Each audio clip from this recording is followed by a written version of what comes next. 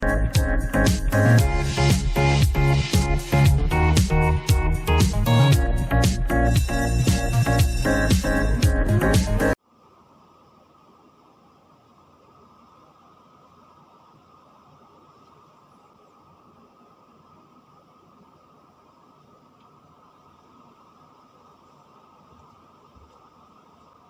વિદ્યાર્થી મિત્રો, ધોરણ 11 બાયોલોજી વિષયની અંદર એટલે કે જીવ વિજ્ઞાન વિષયની અંદર આપ ચેપ્ટર 8 કોષ જીવનનો એકમ એના વિશે અભ્યાસ કરી રહ્યા છો।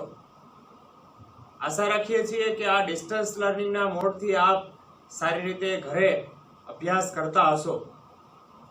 આપણે કોષ વિશે વધુ વાત કરવાની છે।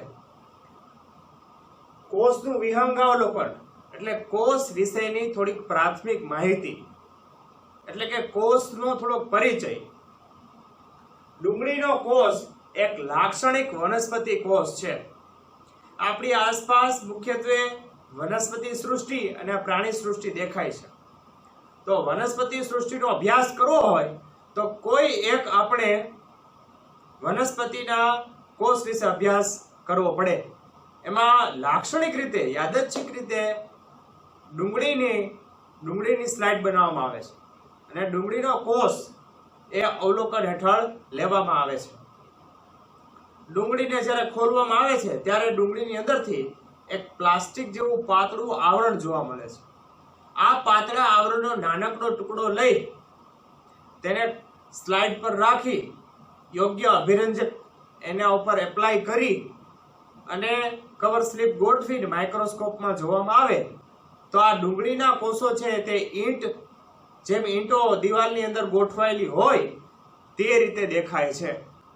એટલે કે લાક્ષણિક વનસ્પતિ કોષનો અભ્યાસ એ ડુંગળી દ્વારા કરવામાં આવે છે, ડુંગળીની સ્લાઇડ દ્વારા કરવામાં આવે છે। તેની બહારની તરફ એક સ્પષ્ટ કોષ દિવાલ અને બરાબર તેની અંદરની તરફ એક કોષરસ પટલ આવેલ હોય છે। એટલે કે ડુંગળીના કોષની બહારની બાજુએ એના પરિઘવર્તી વિસ્તારમાં એક જાડી એવી કોષ દિવાલ જોવા મળે છે। તમે અગાઉના ધોરણમાં થોડાક તફાવતમાં પણ ભણી ગયા છો કે વનસ્પતિ કોષની ફરતી બાજુએ કોષ દિવાલની હાજરી હોય છે, જ્યારે પ્રાણી કોષની બહારની બાજુએ કોષ દિવાલ હોતી નથી। આપણે એમ વાત કરીએ છીએ કે ડુંગળીના કોષમાં બહારની બાજુએ કોષ દિવાલ હાજર, જ્યારે કોષ દિવાલની અંદરની બાજુએ તરત જ કોષરસ પટલ હાજર હોય છે। બહારની બાજુએ કોષ દિવાલ, પછી એનાથી અંદરની બાજુએ કોષરસ પટલ। મનુષ્યના ગાલની કોષની બહારની બાજુએ ફક્ત એક બાહ્ય પટલ જોવા મળે છે, એટલે કે પ્રાણી કોષમાં કોષ દિવાલ હોતી નથી, ફક્ત કોષરસ પટલ જ હાજર હોય છે। સાપેક્ષ રીતે જ્યારે આપણે પ્રાણી કોષની વાત કરીએ ત્યારે પ્રાણી કોષનો અભ્યાસ એ માનવના ગાલના કોષો, ગાલની અંદરની બાજુનો ભાગ છે, એ ગાલની અંદરની બાજુના ભાગમાંથી આપણે કોઈ સ્પેચ્યુલા દ્વારા સ્લાઇડ બનાવીએ તો એમાં ગાલના કોષો આવી જશે અને માઇક્રોસ્કોપમાં એ ગાલના કોષો થોડા ગોળાકાર જેવા દેખાશે।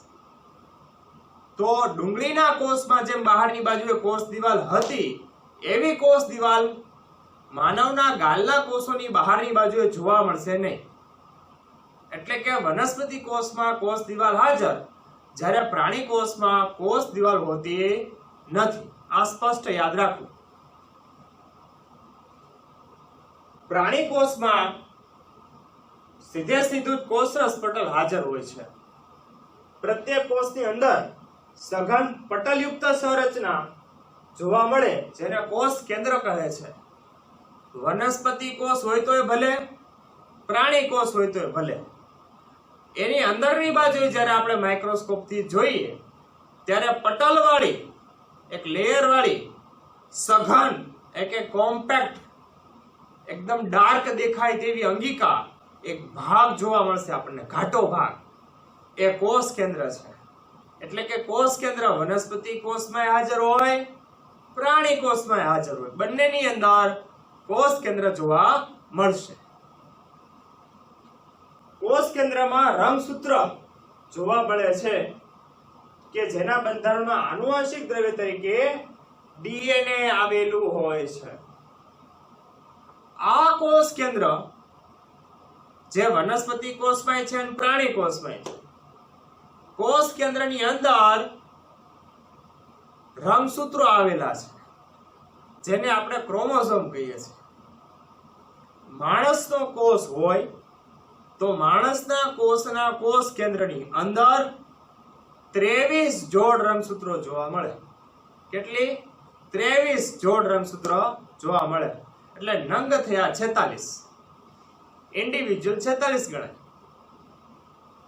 આખી સૃષ્ટિમાં વનસ્પતિ હોય કે પ્રાણી હોય એના કોષ કેન્દ્રોમાં વધઘટ સંખ્યામાં રંગસૂત્રો જોવા મળે છે. એટલે કે બધાને 23 જોડ રંગસૂત્રો હોય. ડુંગળીમાં, વટલામાં, પીપળામાં, ઊંટમાં, બિલાડીમાં એવું જરૂરી નથી. માનવની અંદર 23 જોડ છે. આ રંગસૂત્રોનો આકાર એ એક્સ આકાર ટાઈપ, એક્સ જેવો આકાર હોય છે. એનું સવિસ્તૃત વર્ણન આ ચેપ્ટરમાં જ આપણે છેલ્લી ટૂંક નોંધમાં જોવાના છીએ. આ રંગસૂત્રો એ આનુવંશિક દ્રવ્ય ડીએનએ થી બનેલા હોય છે. હવે અહીંયા શબ્દ આવે છે કે DNA, deoxyribonucleic acid. DNA નું પૂર્ણ નામ તમે કદાચ 10મા ધોરણમાં શીખી ગયા હશો. Deoxyribonucleic acid. આ કોષ કેન્દ્રની અંદર જોવા મળતું એક એસિડ છે, ન્યુક્લિક એસિડ છે. એટલે કોષ કેન્દ્રની અંદર જોવા મળે છે અને આનુવંશિક દ્રવ્ય તરીકે વર્તે છે. એટલે કે વારસાગત રીતે એક પેઢીમાંથી બીજી પેઢીમાં લક્ષણોના ઉતરી આવવા માટે જવાબદાર બને છે. એટલે કે હેરિડિટી, વારસાઈ માટે જવાબદાર બને છે. સુકોષ કેન્દ્રીય કોષ, જે કોષમાં પટલયુક્ત કોષ કેન્દ્ર હાજર હોય. એવો કોષ કે જેની અંદરની બાજુએ પટલ વાળું કોષ કેન્દ્ર હાજર હોય તો એને સુકોષ કેન્દ્રીય કોષ ગણાય. એટલે કે કોષ કેન્દ્રની ફરતે પડદો, લેયર, પટલ હાજર હોવું જરૂરી છે. તો શબ્દ શું આવી ગયો? સુકોષ કેન્દ્રીય. આગળ શું શબ્દ લાગે છે? શા માટે શું શબ્દ? તો કોષની અંદર પટલયુક્ત કોષ કેન્દ્ર છે, લેયર વાળું, પડદા વાળું કોષ કેન્દ્ર છે. આદિ કોષ કેન્દ્રીય કોષ. તો આદિ કોષ કેન્દ્રીય કોષ એટલે શું? જે કોષમાં પટલ વિહીન કોષ કેન્દ્ર હોય. પટલ વિહીન, પટલ વગરનું, પડદા વગરનું એવું જો કોષ કેન્દ્ર, ખુલ્લું કોષ કેન્દ્ર હોય કે જેને ફરતે પડદો નથી તો તેને આદિ કોષ કેન્દ્રીય કોષ કહે છે. અહીંયા શબ્દ પોતે જ છે આદિ. આદિ એટલે પ્રાચીન, જૂનું. આદિ કોષ કેન્દ્રીય કોષોમાં કોષ કેન્દ્ર હોય છે પરંતુ કોષ કેન્દ્રની ફરતે પડદો કે પટલ હોતો નથી. ઉપરોક્ત બંને પ્રકારના કોષોમાં એક અર્ધ તરલ એટલે કે સેમી ફ્લુઇડ આધારક એટલે કે મેટ્રિક્સ જોવા મળે છે, જેને કોષરસ એટલે સાયટોપ્લાઝમ કહે છે. આ કોષરસ કોષનું કદ રોકે છે અથવા તો કોષને ફૂલાવીને રાખે છે. કોષને યથાયોગ્ય સાઇઝ એન્ડ શેપ પ્રદાન કરશે. શું વાત કરીએ છીએ આપણે કે બંને પ્રકારના કોષોમાં, વનસ્પતિ કોષ હોય તો ભલે, પ્રાણી કોષ હોય તો ભલે, આદિ કોષ કેન્દ્રીય હોય તો ભલે અને સુકોષ કેન્દ્રીય હોય તો ભલે, એમાં અંદરની બાજુ એક અર્ધ તરલ એટલે કે સેમી ફ્લુઇડ, નહીં ઘન કે નહીં પ્રવાહી, એને કહીશું આપણે અર્ધ તરલ, એવો આધારક એટલે કે મેટ્રિક્સ પાયાનો ભાગ જોવા મળે છે, જેને આપણે કોષરસ કહીશું. બંને વનસ્પતિ કોષ અને પ્રાણી કોષમાં કોષીય પ્રક્રિયા માટેનું મુખ્ય સ્થાન કોષરસ છે. એટલે કે આ કોષરસની અંદર જ કોષને જીવંત રાખવા માટેની જરૂરી તમામ પ્રક્રિયાઓ થાય છે. કોષને જીવંત સ્થિતિમાં જાળવી રાખવા માટેની જરૂરી તમામ રાસાયણિક ક્રિયાઓ આ કોષરસની અંદર થાય છે. તમામ ગતિવિધિઓનું સ્થાન, તમામ રાસાયણિક પ્રક્રિયાઓનું સ્થાન એ કોષરસ છે. વનસ્પતિ કોષમાં અને પ્રાણી કોષમાં બંનેની અંદર કોષરસ મોટા ભાગની રાસાયણિક ક્રિયાઓ કરવા માટેનું એક ઉત્તમ સ્થાન તરીકે વર્તે છે.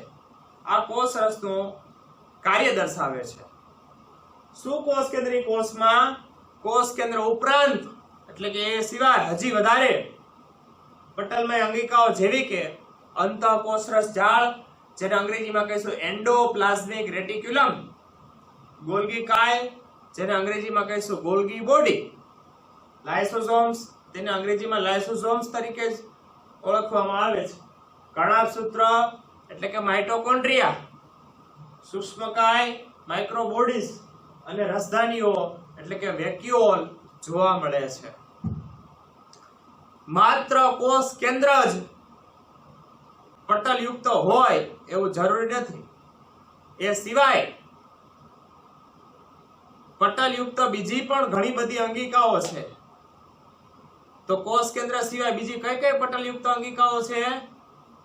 અંતઃકોષરસ જાળ, ગોલ્ગી કાય, કણાભસૂત્ર, લાઇસોસોમ્સ, સૂક્ષ્મકાય અને રસધાનીઓ. આવી કેટલીક પટલમય અંગિકાઓ વનસ્પતિ કોષ અને પ્રાણી કોષમાં જોવા મળે છે. આદિ કોષ કેન્દ્રીય કોષમાં ઉપરોક્ત એટલે કે અગાઉ જે આપણે અંગિકાઓની વાત કરી એવી અંગિકાઓ એમાં જોવા મળતી નથી. એટલે કે આદિ કોષ કેન્દ્રીય કોષ હજી અંગિકાઓની બાબતમાં પાછળ છે. એમની પાસે પટલયુક્ત કોષ કેન્દ્ર, અંતઃકોષરસ જાળ, ગોલ્ગી કાય, કણાભસૂત્ર, રસધાનીઓ આવું બહુ સુસ્પષ્ટ હોતું નથી. એટલે કે આદિ કોષ કેન્દ્રીય કોષમાં પટલયુક્ત અંગિકાઓનો અભાવ જોવા મળે છે. પટલ વિહીન અંગિકા તરીકે રિબોસોમ્સ એ સુકોષ કેન્દ્રીય અને આદિ કોષ કેન્દ્રીય કોષ એમ બંને પ્રકારના કોષોમાં જોવા મળે છે.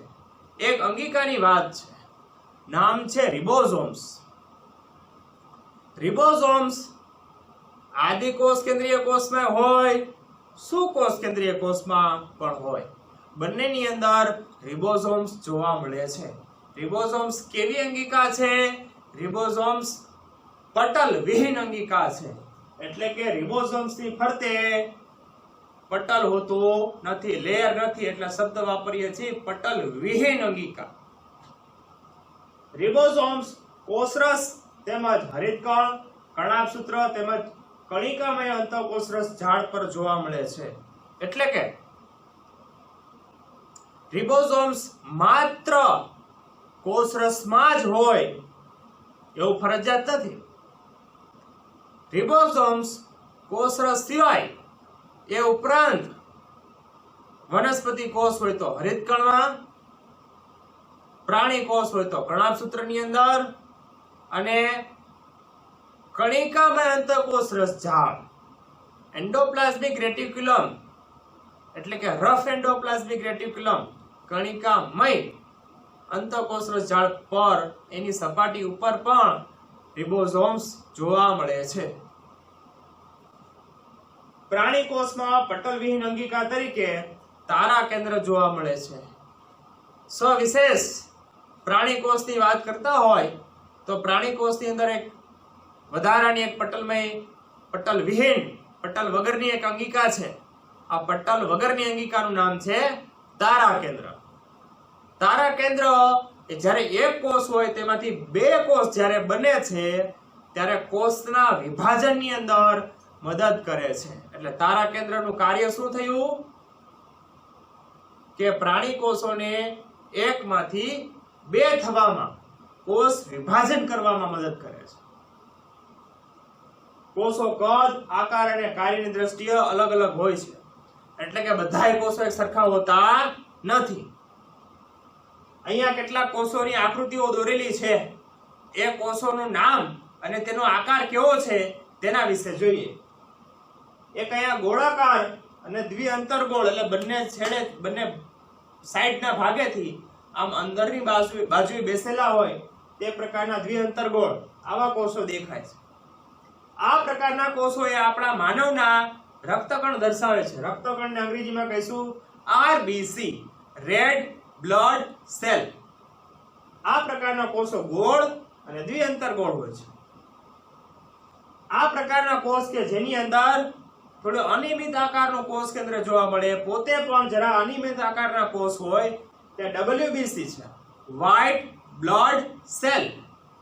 જે એમિબોઇડ એટલે અમીબા જેવા આકારના અનિયમિત આકારના દેખાય છે. આ લંબાઈ વાળા કોષો છે સ્તંભી અધિચ્છદ પ્રકારના કોષ. સ્તંભ એટલે થાંભલો, તો અહીંયા કોષો છે તે લંબાઈ વાળા કોષો છે એટલે કે સ્તંભી અધિચ્છદ પ્રકારના છે, લાંબા અને સાંકડા દેખાય છે. આ પ્રકારના કોષ એ ચેતાકોષ છે જે આપણા મગજ અને કરોડરજ્જુની અંદર અને ચેતાઓની અંદર આવેલા છે. એ શાખિત અને લાંબા છે, શાખાઓ પડે છે અને ઘણા બધા લંબાયેલા જોવા મળે છે. જલવાહિનીકી જે પાણીના વહન માટે જરૂરી છે એ જલવાહિનીકી લંબાયેલી એટલે કે લાંબી હોય છે. મધ્યપર્ણ કોષો એટલે પાંદડાની અંદર પર્ણની અંદર વચ્ચે જોવા મળતા કોષો મધ્યપર્ણ કોષો એ ગોળાકાર અને અંડાકાર પ્રકારના જોવા મળે છે. એટલે કે રાઉન્ડ અને ઓવલ શેપ અંડાકાર પ્રકારના એ કોષો જોવા મળે છે. તો આપણે અહીંયા શું જોયું કે કોષોના આકાર અલગ અલગ હોઈ શકે છે.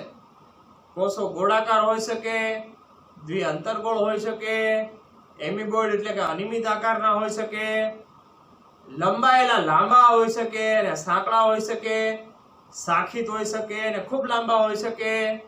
એ ઉપરાંત તેઓ ગોળાકાર અને અંડાકાર પણ હોઈ શકે છે. સૌથી નાનો કોષ એ માઇકોપ્લાઝ્મા છે જેની લંબાઈ 0.3 માઇક્રોમીટર જેટલી હોય છે. ખાસ યાદ રાખવાનું છે વિદ્યાર્થી મિત્રો કે આ પૃથ્વી ઉપર જોવા મળતો સૌથી નાનો કોષ માઇકોપ્લાઝ્મા. કેટલી લંબાઈ છે એની 0.3 માઇક્રોમીટર છે. જ્યારે બેક્ટેરિયાની લંબાઈ 3 થી 5 માઇક્રોમીટર જેટલી હોય છે. આપણા મોઢામાં આંતરડામાં પણ કેટલાય બેક્ટેરિયા છે, લાખો કરોડોની સંખ્યામાં બેક્ટેરિયા હોય. આ બેક્ટેરિયાની લંબાઈ કેટલી હોય છે? 3 થી 5 માઇક્રોમીટર. સૌથી મોટો કોષ એ શાહમૃગનું ઈંડું છે. શાહમૃગનું ઈંડું આટલું મોટું દેખાય તો સૌથી મોટો કોષ એ કોણ છે? શાહમૃગનું ઈંડું છે. માનવ રક્તકણનો વ્યાસ, આ રક્તકણ આપણે જોયા, માનવ રક્તકણનો વ્યાસ 7.0 એટલે 7 માઇક્રોમીટર જેટલો હોય છે. ચેતાકોષની લંબાઈ ધરાવતા કોષ ગણાય. આ ચેતાકોષો ખૂબ લાંબા હોય છે, શાખિત અને લાંબા હોય છે. એટલે લંબાઈ ધરાવતા કોષોમાંથી એક છે એમ આપણે કહેવું જોઈએ. કોષના આકારમાં વિવિધતા બિંબાકાર, બહુકોણીય, સ્તંભાકાર, ઘનાકાર, તંતુમય કે અનિયમિત આકારના હોય છે. બિંબ જેવા એટલે કે RBC ટાઈપ, બહુકોણીય એટલે સ્તંભીય જેવા જે લાંબા પણ છે અને વધારે ખૂણાવાળા પણ છે. ઘનાકાર એટલે પાઉં જેવા, ખાવાના પાવ આવે ને પાઉં જેવા, એ ઘનાકાર કહીશું આપણે. તંતુમય તાતણા જેવા લાંબા પણ હોઈ શકે અને અનિયમિત આકારના એટલે એમિબોઇડ પ્રકારના પણ હોઈ શકે. તો કોષોના આકાર ખૂબ વિવિધતા દર્શાવે છે. કોષોના આકાર તેના કાર્ય અનુસાર અલગ અલગ હોઈ શકે. એટલે કે સજીવમાં જેવું કાર્ય તેવો કોષોનો આકાર જોવા મળે છે. હવે આપણે આના પછીના નેક્સ્ટ ટોપિકની અંદર આદિકોષ કેન્દ્રીય અને સુકોષ કેન્દ્રીય વિશે વધુ વાતો કરીશું. ધન્યવાદ.